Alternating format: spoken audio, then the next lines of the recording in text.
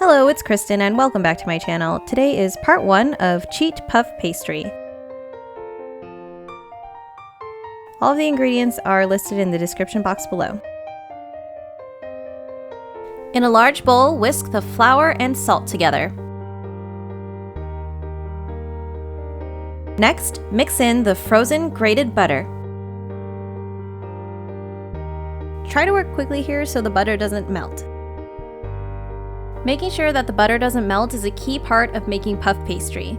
The beauty of using grated butter is that you don't need to touch it so much to incorporate it into the flour. You know it's done when the butter turns into pea-sized pieces.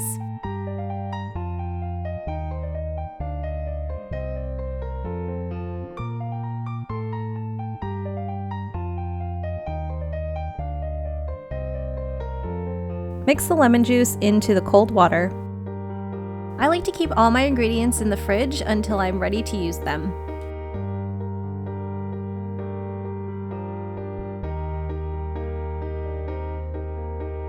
Dump the cold water into the flour and stir it roughly with a knife.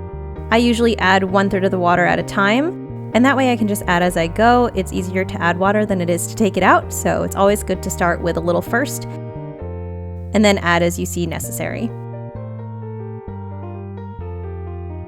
I saw a lot of recipes for puff pastry on the internet, and I used a combination of a few recipes that I saw.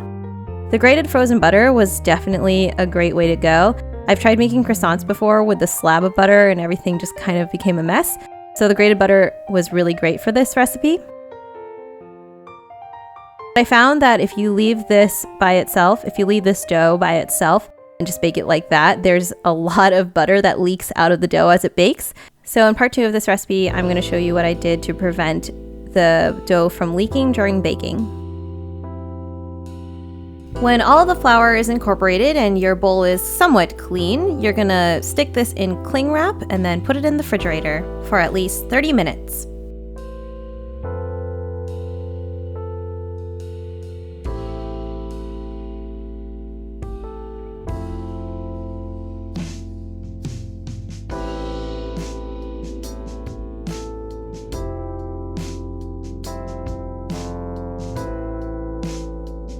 So here we're going to create some layers.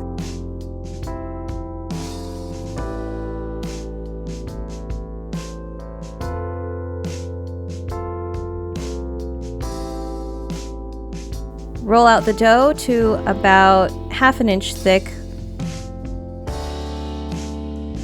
And as long as it's in a rectangle shape, it doesn't really matter what the dimensions are.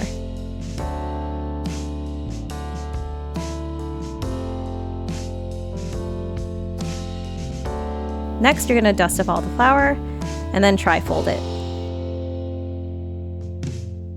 From there, you're going to roll it out again to 1/4 inch. And again, as long as it's a rectangle, it doesn't really matter how long or how wide it is.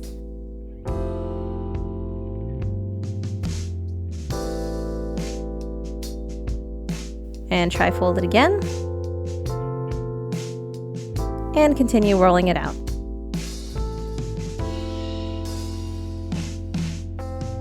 You can do this however many times that you want, but as soon as the dough gets tough, you're going to want to put it back into the refrigerator. Or if the butter starts melting, just stick it back in the fridge.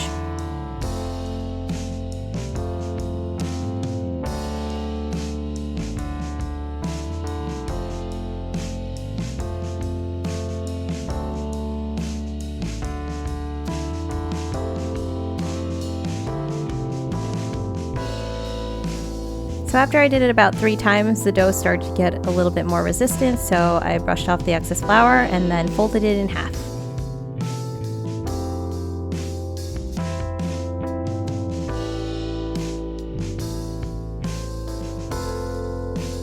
Then stick it back in the plastic wrap and refrigerate for at least 1 hour. If you want to see how I baked it and use it, you'll have to wait for the video that's going to come out next week. Thank you so much for watching, and I'll see you in my next one.